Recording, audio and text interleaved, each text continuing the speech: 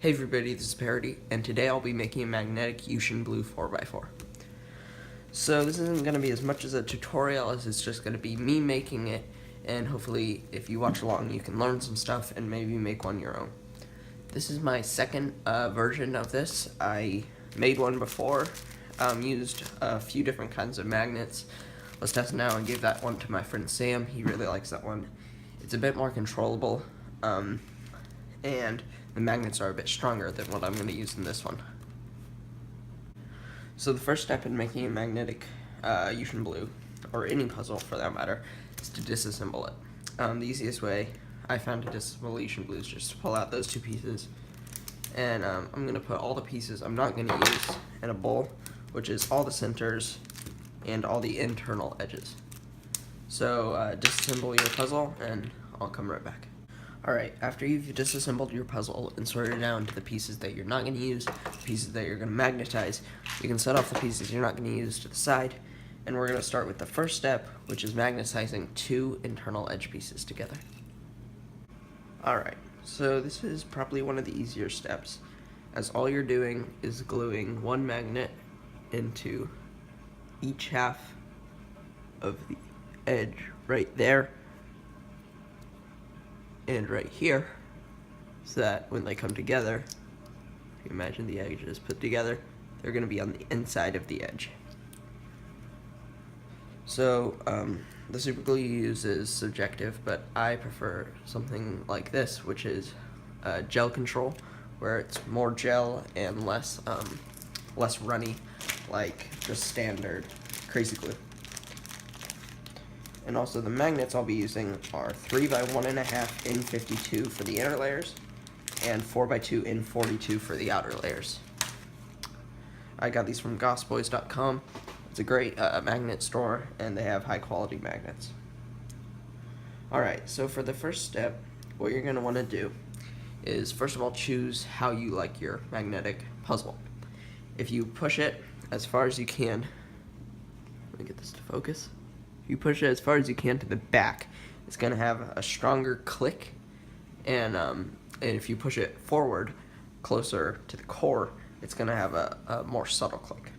I think right about in the middle, just below the edge of this, is perfect. So to glue in your first magnet, what you're going to do is you're going to put a drop of glue right where you want the magnet.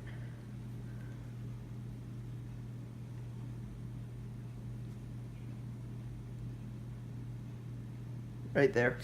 Can't really see it. And then you're going to take your other edge piece, not put any glue in it, because all we're doing right now is just gluing in our first magnet. So what you're going to do is take your first magnet, drop it in the edge piece that has no glue in it, push them right together, make sure they're flush, and, well, that time it didn't work. This may take a few tries because one of them has no glue and one of them does, and this is just the hardest part. I would recommend putting your finger over the opening so that they can't fly together.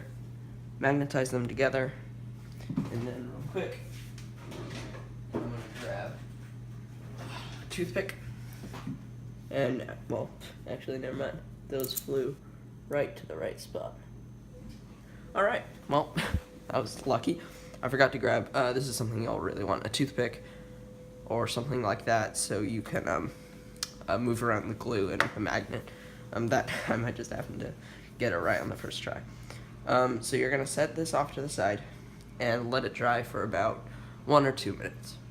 Alright, now that you've let that first magnet dry for a little bit, you should be able to take it off, and it should stay right where it is. So the next step, and I just jumped to this full stack, is you're going to take your other, the other half of that edge piece, and you're going to drop glue right here on the other side.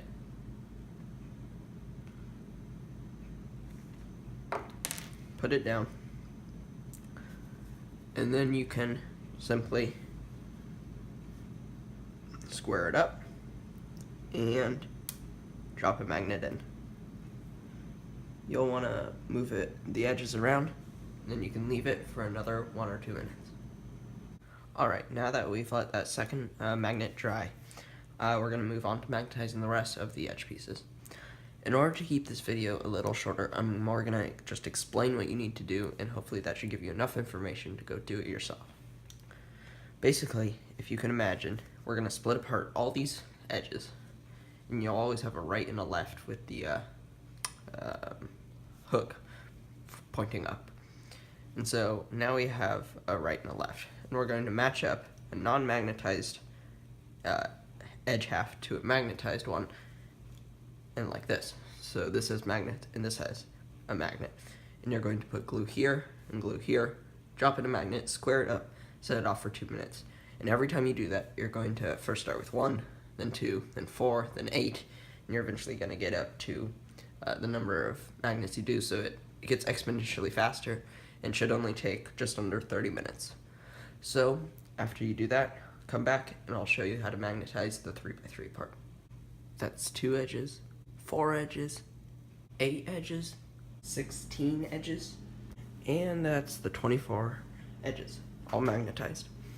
As a little side note, 1 bottle of this, I'm okay with showing the logo and everything, 1 bottle of this Loctite gel control will only get you through magnetizing the inner. I'm already pretty much totally out, and I was being a bit gracious with how much I use, so I really encapsulate the magnet. But since there's as many magnets in this as there are in a standard 3x3, that means that 1 bottle of this will get you through an entire 3x3, which is nice since it's only like a little over $2. Alright, I'll be right back with how to magnetize the corners and make it fully magnetic. Alright, I am back with more super glue, and I'm going to be magnetizing the 3x3 outer layers of this 4x4. And real quick, as a quick demonstration, if you're using a Yuxin glue, be warned, the corners are kind of fragile down here, very thin plastic, and so I'll show you the best way I know of to take them apart. If you have sort of long fingernails, this will be easier. But what you want to do is you want to split it at the top and not the bottom, since the bottom is the one with thin plastic. So if you can, it is actually incredibly hard. There we go. You can get your finger in, then they just pull apart. If you try to pull from the bottom, I've had several, well, not several, one corner stock break on me before, which was okay, but it was pretty annoying. Like I said, the magnets I'm using for the outer layers are 4x2 N42, and now we're going to get on with how to do this. Alright, so a basic trick I found on how to magnetize the outer layers of a 4x4, or any bigger cube than a 3x3, is if you look at an edge, you have one part that has the posts, one part that has the receiving hole. If you can imagine how all these go together, when you flip this over to plug it in here, the post is always going to be on the opposite side of the other post, which means that if we pick one, I'll do post, you can take off the ones that only have the receiving holes, and then all we're going to do is put a magnet in the post, and that way when it goes together, the 2 magnets for the 3x3 section are going to be on either side, if you can imagine what I'm saying. I have a magnetic GTS here, and I'm going to try to pull off one of the caps. So you can see how a GTS is magnetized. Focus. There's a magnet right here, and a magnet right here, and they're on opposite diagonals. And if we do that, if we only magnetize the posts, obviously 2 posts can't go together, so they have to be right here, and they'll be on opposite diagonals too. So in order to magnetize the outer layers of 4x4, all you do is you separate all but one type of edge. This time I'm going to be doing just magnetizing the edges with the posts. So I'm going to take off every other edge that has the hole and just separate into all the edges I will magnetize.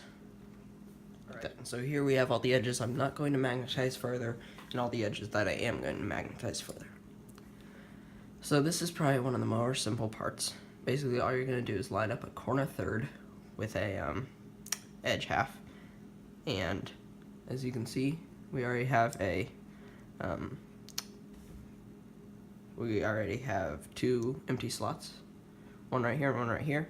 we're going to do the exact same process we did for magnetizing all the edges.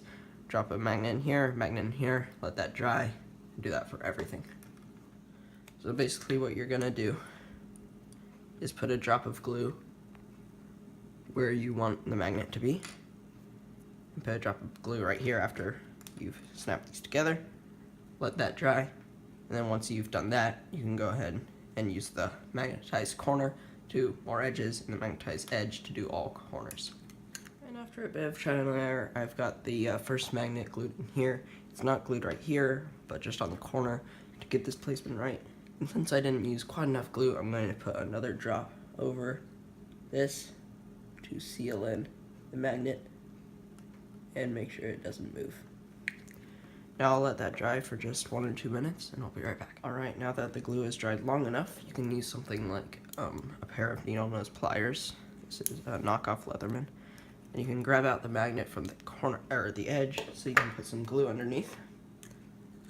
This bottle's pretty much completely empty, but I have 2 other bottles of glue to use. So lay a nice thick bead down so it completely encapsulates the magnet. Lay these together. Now this is very tricky, obviously, since there's a magnet right here. Wanting to pull the magnet, you need to place inside. So we're going to just do this very carefully and let it drop right in. Pinching it really hard and just waiting until it feels like it's attracting and then dropping it in will help keep everything nice and secure. Again, to keep this video somewhat concise, I'm just going to tell you what you need to do from now on, which is take this newly magnetized corner third and magnetize an edge half. Take this edge half and magnetize another corner third, and then you're going to do that. It's going to exponentially, you're going to magnetize more each time, wait for the glue to dry in between, and then you're done, and I'll show you how to reassemble your cube. Moving along, almost done, and finishing up my last corner slash edge here. All I do is I just pile on a little bit of glue so that kind of encases it. Since it's gel, it won't run. You line them up together, you drop a magnet in, square it up, and that is it. I'll let these dry for about 15 minutes, and I'll be right back to assembly. If you want to know how to reassemble the color scheme of a cube with a split design, check my GTS2 tutorial, and that will show you how. Now I'm just going to reassemble the cube, and we'll see how it turns. Alright, the cube is completely reassembled now. I lubricated it with weight 3 from Speed Cube Shop, some lubrical silk, and some D&M. And now we're just going to do some first turns and break in this loop of it. Alright, so first impression, the middle layers are very nice. They feel pretty much, I don't know, just like the right amount of magnetic. The cube is, first of all, more stable.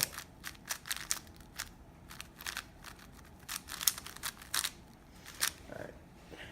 And, yeah. I'm going to play with this for a bit, and the next clip you'll see will be some footage of my friend Sam and I, and I'm going to show you the first prototype magnet 4x4 and the differences between them. Hey guys, what's up? Sam here. I recently received a prototype magnetic Yuxin Blue 4x4 from Parity. On my version, the magnets are very strong and the cube feels incredibly stable. However, on Parity's version, the magnets are a lot lighter and the cube flows a lot better. The reason why I like my Yuxin Blue M more is because it fits my turning style greatly. This is because I have a harsher turning style and the cube allows me to turn how I prefer to without losing control. Now, I will let this PB single play out that I got on the prototype 4x4. Thanks for watching, guys. Bye.